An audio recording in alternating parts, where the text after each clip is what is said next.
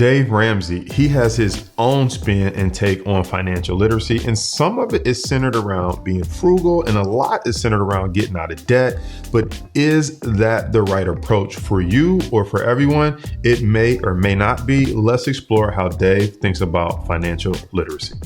Dave Ramsey is a well-known name inside the financial space, and I'm not here to bash or approve of Dave Ramsey. I'm just here to share my thoughts on how he thinks about financial literacy. In the previous video, I talked about how Robert Kiyosaki, author of Rich Dad, Poor Dad, and Cash Flow Quadrant, thinks about financial literacy, which is a little bit or almost totally different from how Dave Ramsey thinks. So I pulled up Dave Ramsey's website, I typed in financial literacy, and I pulled a few things that come up that Dave talks about either on his website or publicly on his radio show. And one of the things from a financial literacy standpoint that Dave preaches is having an emergency fund.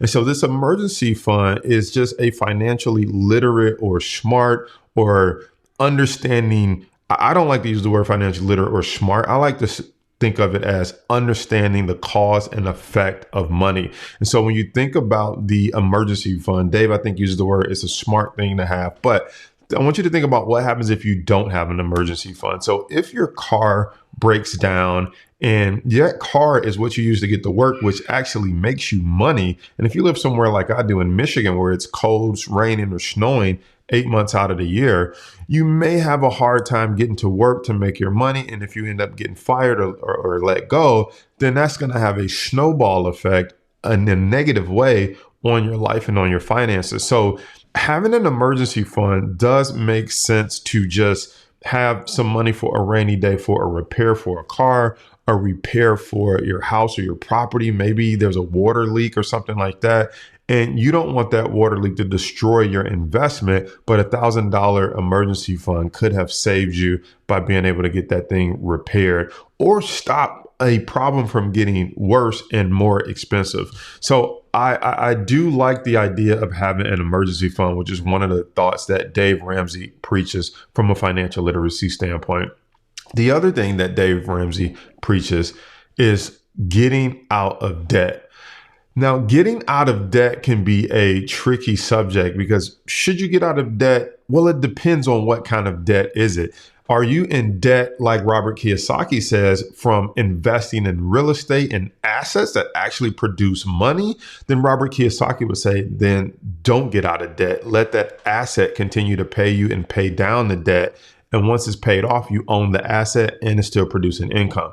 But I think Dave Ramsey is more so talking about get out of consumer debt. So any debt that you racked up because you just weren't paying attention to your finances or the cause and effect, meaning you bought a purse for $1,000 without really budgeting for that purse. You bought a car that may cost a little bit more than you could afford. You bought a house that is a little bit more than your monthly budget. And now you're kind of struggling to make ends meet. I think that is the debt that Dave Ramsey is talking about. Get out of the debt that you racked up on credit cards because you just wanted to go out on a date and impress a girl or impress a guy and you chose to pay for it or buy all your friends rounds at the drinks and rounds of drinks at the bar. And now you can't afford to pay for it or you're paying interest on a decision you made 2-3 months ago when you bought those drinks, but because you can't pay it off, you're carrying that debt every month and you're paying interest on it. So those drinks end up costing more than you really thought. Dave is saying, get out of that debt. And speaking of credit cards, Dave Ramsey is a big proponent of saying, don't use credit cards at all. Now, I don't necessarily agree with Dave when he says don't use credit cards at all, but it's not about if I agree with him or not. Why is he saying that? Let's go deeper into why he doesn't want people to use credit cards. I believe that Dave is saying don't use credit cards because he's seen so many people not be able to handle it responsibly. It's kind of like drinking alcohol. It's like there's nothing wrong with having a glass of wine or having a drink every so often. but some people can't handle it. They get behind the wheel of a car and they cause an accident. They may kill someone. And so there are consequences to drinking if you can't control it. Just like I believe Dave is saying, there are consequences to using a credit card if you don't have the discipline and the control and the budgeting in place to know what you can spend and what you can't without just living lavishly and going after some of your wants versus your needs, which we talk about in our other financial literacy video. And so if you haven't checked out that video, be sure to watch that one at the end. And if you're enjoying this video, consider giving it a thumbs up and subscribing for more videos like this. Now, when it comes to credit cards, Robert Kiyosaki or other financial gurus would say, use the credit card because there are benefits to the credit card. So one of the benefits is if you're good with budgeting and managing your money and you're only buying your needs versus your wants, you were going to spend that money anyway on gas for your car or your electric bill. But if you pay for it with the credit card, you actually have the ability to get money back in the form of points or cash back rebates. So your credit card could actually turn into a money-making machine for you if you're spending the money on things that you were going to pay for anyway. And then when you bring Dave Ramsey's thought process back in, you take the money that you were going to pay cash. The moment you swipe it, you pull out your phone and you make a payment immediately. And it's just the equivalent to paying cash for it, except now you start racking up reward points that you can use for travel or rebate points that you can turn in for cash. The other thing that's powerful about using a credit card is when you use cash, there's no trace of the thing that you bought. So if you lose it, if you break it, and the manufacturer's like, just send us a receipt, and you're like, I don't know where that receipt is at. Or you purchase something and it gets stolen and your credit card companies or your insurance companies like, just send us a receipt. And you're like, oh my God, the receipt burned down in a house or something like that. The credit card now allows for there to be a digital record of that thing you bought. So there's also benefits of that from using a credit card. Also, if you do business with a corporation or something and they do shady business, they didn't deliver on what they said, you can put a stop payment in, you can do a dispute. You have ways to kind of get your money back or for them to have to step up and make it right.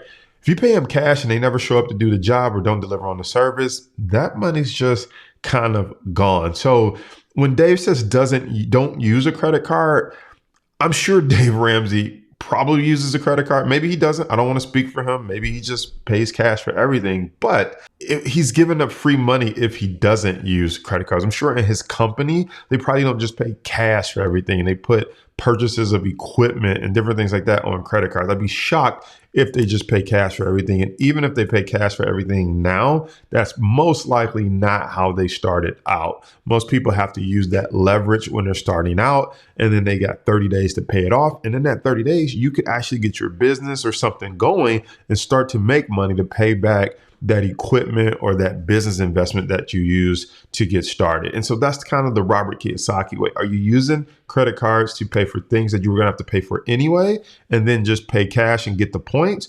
Or are you using the credit cards to invest or use it for things that you were going to use to build an income producing asset? Robert Kiyosaki saying that's fine. Dave Ramsey sometimes says that's not even fine. You have to get out of debt first and then don't use credit cards. I don't know. Which one do you think what category do you think you'll fall into? I know me personally, it just made sense to swipe the credit card, turn around, pay it off, get the points. Sometimes I get $3,000, $4,000 in points. And then I'm in the stock market. I can take that $4,000. That allows me to do some more trading and investing in the stock market. And it's like free money because it was money I was going to spend anyway. Dave also is a big proponent of saving for college. He's like, save money for college. But in this day and age, not everyone goes to college. So you could be putting money aside for your kids to go to college, and they may decide that they don't even want to go to college. And so I look at saving for college a little bit differently because that's money that could be working inside the stock market.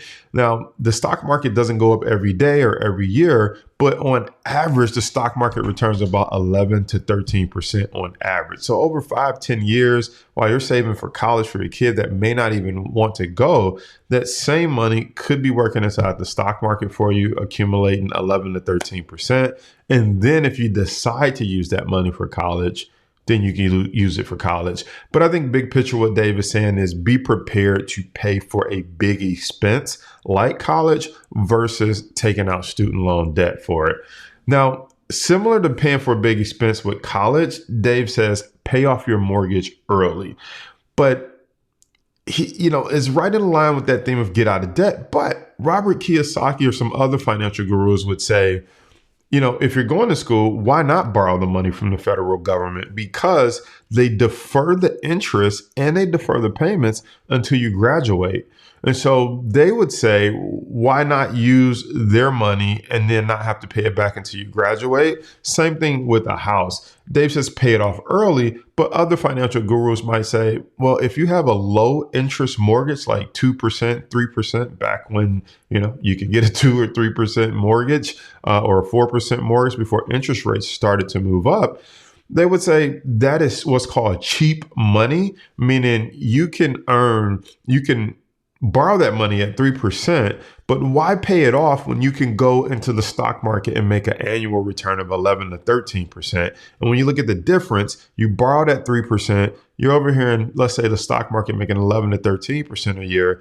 That's an 8% spread. So your money is actually making money. It would actually cost you more money to pay that off because that's money that's not working inside the stock market. Now, I'm just using that as an example. I'm not saying you should go do that. I'm not saying that the stock market doesn't have its own risk. I'm also not saying that you can't pick the wrong stocks and then you end up losing the money that you could have used to pay off for the house. But if you're invested in general in the overall S&P 500, it returns on average 11 to 13%. But you have to be educated on what to invest in, how to invest in, ETFs, exchange traded funds, or index funds. What are the safe things that you can do to outproduce that 3% that you're paying on your mortgage?